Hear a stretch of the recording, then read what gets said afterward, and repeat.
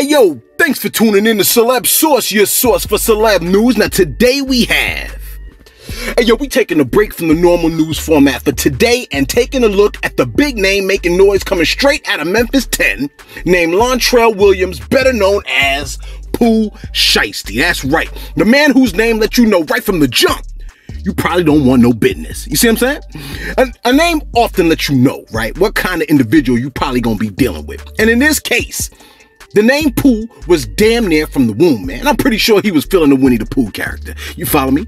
In fact, Pooh Shiesty stated that from inside the womb, his mom used to rub her belly talking about Pooh, talking about Mr. Pooh right here. You follow me? Now, I'm pretty sure the name Shiesty is the name that everybody's really interested in, okay? It makes everybody's ear pop up when they hear the word shiesty. See, back up north, when you heard that a dude was shiesty, that was your warning that you probably got to keep your distance from the cat. You see what I'm saying? Someone that's shiesty is someone that's deceitful, man. It's like the human heart. You think it's gonna be cool, but the joint switch up on you, man. Real talk, right? Fast, too. In fact, one of the messages that your boy posted had nothing but the emoji of 3 snakes. That's right. Laid back, cold-blooded, and before you know it, it's pumping venom straight into your system, leaving you confused at how it got to that point. Well, yo, man, you don't gotta go very far, man. You see what I'm saying? Apparently, it may be in the man's DNA. See, Shiesty's pops was the founder of the record label Mob Ties, and he was big in the streets. You follow me? He got arrested for being an accessory to a murder of another DJ in the area. I think it was a young lady or something like that. But was out on supervised parole. And when I say supervised, I'm talking damn near pizza trucks outside the crib, strange out-of-place characters walking past the crib, covering their mouths. They was watching a man, something serious. And although he was on supervised parole, they was watching the joint for months. Eventually, the whole joint caught up to him, okay?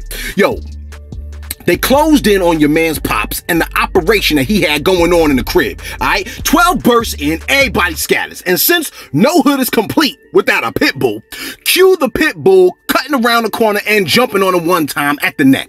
The fuzz puts 3 hot ones into the pit bull, and since we know they just shot a dog, they wasn't effing around.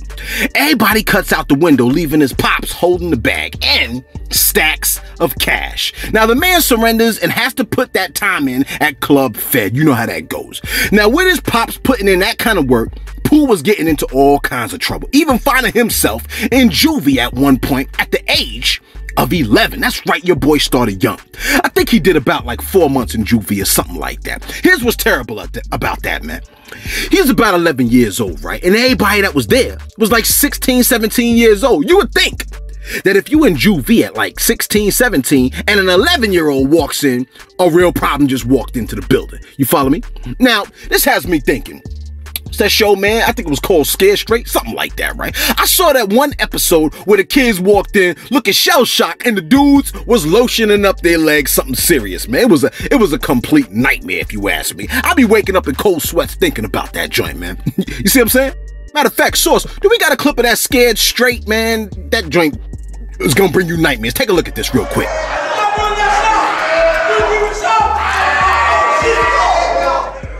I want y'all to come join us. We looking for new people, bruh. I want them all to say. Hey, yo, man, a complete nightmare. Yo, I be waking up in cold sweats thinking about that joint, man. You see what I'm saying? Thank God I got a job. Now, my bad. Anyway, look, Pooh Shiesty. If you watch him in an interview, the man is soft-spoken, laid back, real quiet, seemingly humble. All the qualities of a real problem. You know how it goes, man. Empty wagons make the most noise. This dude hides his gangster under a laid-back and cool exterior. Of course, you may have noticed the name Chopper Gang, which should cue the sound of helicopter blades spinning at an accelerated pace. You know what it is, man. Here's the thing. Memphis is for real, for real. I'm talking gangs inside of gangs, man, all packing the kind of artillery. You would think these people are prepping for some kind of a race war or something, man. And these gangsters, make no mistake, that's what they are of a different breed than what you may have grown up with.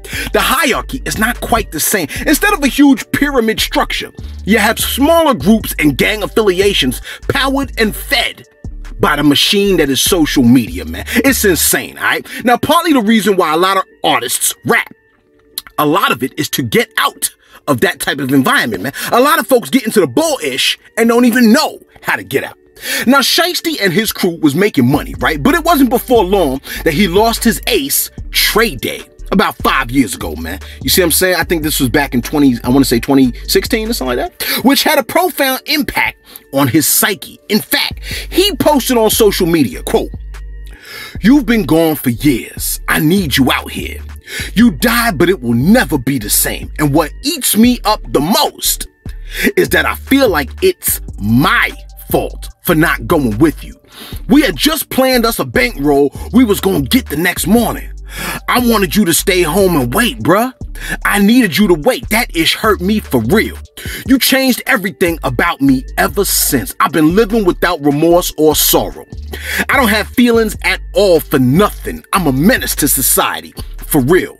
I'm forever thugging until I'm deceased. This ish is in me, on me, right next to me. The only time your name is gonna die is if I do." Close quote. Powerful stuff, man. Now, the death of his boy made such a psychological impact on the man, he felt responsible by his absence. His conscience he describes as being numb to remorse and sorrow, and now feels an obligation to become a menace to society. I know, man. Look, we're all hoping that as long as he's holding the mic, he ain't holding the chopper. Perhaps Gucci, who put him on a higher platform, may have saved someone's life by getting that man the cuff up out the hood, man. Now, they was dropping tracks since 2018, and each time they dropped the track, another joint blew up, man. Millions of hits. His boy Big 30 got put on by Moneybagg Yo, and he was still moving, and Shiesty was still moving independent, dropping tracks damn near every week, man. And although he ain't always want to do it, he put in enough work that Gucci hit him up on the gram in the middle of the night. See that, man? Sometimes you just gotta keep pushing the joint. And the folks that need to see you will eventually see you. Now, Gucci hit him up at like 3 a.m. in the morning, man, letting him know he thought his joint was tight. And he ran over to his manager's crib like, yo, you ain't gonna believe this. And that's when 1017 came into the mix. And it makes perfect sense, man. Gucci saw something in Shiesty that might have seemed familiar. Y'all know how Gucci get down, man. You see what I'm saying? And you know birds of a feather. Now, here's where it gets dangerous. You know, the higher you are, right, the better the target. Apparently, Shiesty got into it with another artist from Memphis, right? I ain't gonna even mention their name. And the two went back and forth over social media. And you know how devastating that could be, man. We seen a lot of bodies pile up over people going back and forth. Matter of fact, we're gonna drop another video on Jacksonville, man, coming up pretty soon. So if we haven't already dropped it, if we dropped it already, man, be sure to check that out, man, so you know what to do and how dangerous the social media piece could be. Now, the antics that go on social media's world stage, bodies fill the morgue with. You follow me? Shiesty came at the other artist from Memphis, saying that he pulled up on bruh, and dude ain't want no smoke. Matter of fact, do we got a clip of that, man? I never liked them. You know you been running from me, bro. You been running. You been running from me, bro. You know what happened in the north, bro, when I pulled up, came on your side, bro. You know what happened. Don't make me get it down into it. Ain't your side. When we pulled up, you said it. Ain't your side, bitch. It ain't even your side. Bitch, it ain't your side. Get about the side. You talking about 7, 8 down? Think we get something? Now, oddly enough, right, Brother Man was like, yo, man, I ain't never met this dude. And it would be one thing if the beef ended right there. But apparently, Shiesty and the other artists kept clapping back and forth at each other over social media, all right? Now, the other artist later had a performance, and guess what happened at the performance? Just guess. Of course you guessed it. The joint got shot up, mysteriously leaving two bodies. One of which was, of course, a woman. I don't know why, but they always get caught out there at these concerts, man. Here's the tragic part. That woman was a close friend of the other artist, and she died in his arms. Ain't that crazy, man? It makes me wonder if that back and forth ain't never really happened. Would she have still been a body at that concert?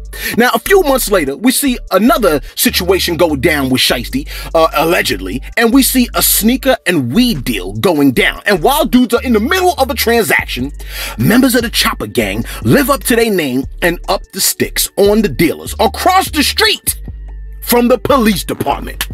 My goodness, yo, these dudes are different right here, man. The dealers are probably thinking like, yo, we just trying to make this money real quick, trying to sell these sneakers and a little bit of this herb, right? But now we getting robbed, and the police station is right over there. If we bang out right here, 12 is right there, and we're gonna be caught in the middle between the Chopper Gang and 12, hoping that things go left. You see what I'm saying? Talk about being stuck between a rock and a hard place. Now, one of the sellers was talking to your boy in the McLaren. You know who I'm talking about. When two people came out the cut ambush style, right? Shiesty style, with the things pointed at the shoe sellers, right? Now, legend has it that they told one of the two dudes, come out the car. The two sellers. They told the two sellers, come out the car. And when he did, they pulled a training day end scene and shot the man in the butt. You like, yo, Celeb, man, is that for real, bruh? Yo, I told you, legend has it. Now, the second dude turns around and claims to look at your boy Shiesty, who says, don't try it, don't try it. All the while holding what looks like, what is it, an AR or something like that? Let's consider it a toy. Look, leaving the man to sit back in his car to drive himself off to the hospital with a hot one in his rear, man. How the hell do you sit down and do that, man? You see what I'm saying? I guess it's almost like respect for the guy that has to sit on his own butt and drive himself to the hospital. Now, that was all over the news, man. I mean, the news was covered that. It was crazy, man. As a matter of fact, that just happened, what was it, back in October or something like that, right? Now, your boy gets booked, released, and flies off in a private jet. My goodness. Will someone give the man a microphone and fast?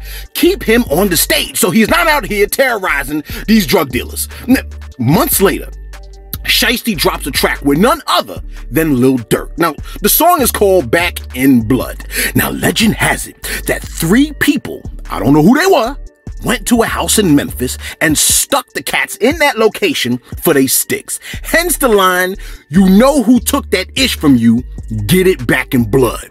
Look, my advice, don't try to get it back, man. You see what I'm saying? Just call it a loss, all right? And it won't end, right? Shiesty stated in a video, we ain't masked up. We want you to see this face. You need to know who it was that did that to y'all. Damn, right? That's how you know it's a problem. Now, the target of that rival gang was from the north side, from the north side, and when the track Back in Blood is dropped, it drops on the same day that King Von is murdered in November.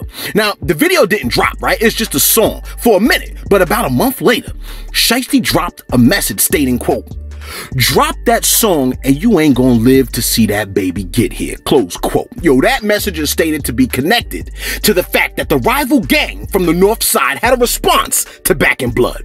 Now, on New Year's Day, they dropped that response over the Back in Blood beat.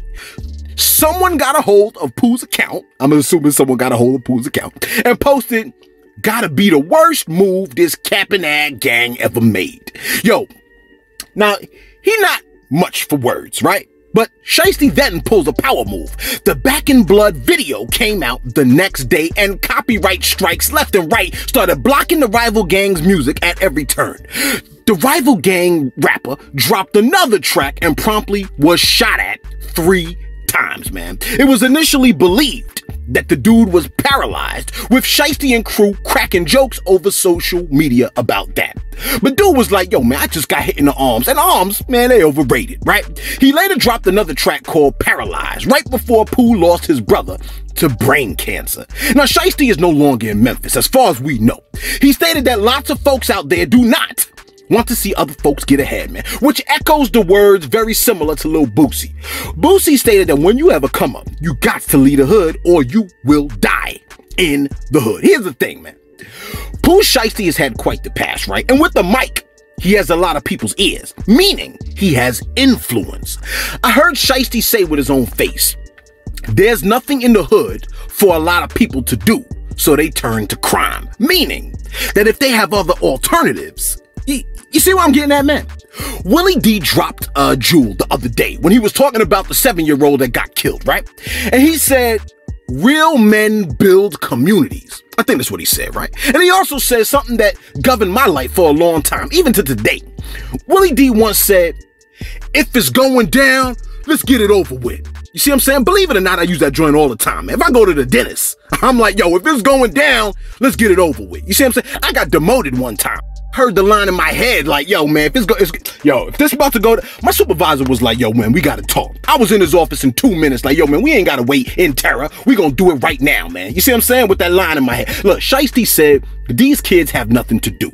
Y'all know tomorrow's not promised. If we rebuild these communities, man, if that's gonna go down, let's get it over with. You follow what I'm saying, man? Yo, Shiesty got all the power to be able to do it with his influence, man. So let's hope that your boy does that, man. You see what I'm saying? Start building these communities, yo. Hey, yo, man, we appreciate y'all views, man. Yo, thanks for tuning in to Celebs Source. Be sure to check out our other videos, man, and we gonna see you on the flip side.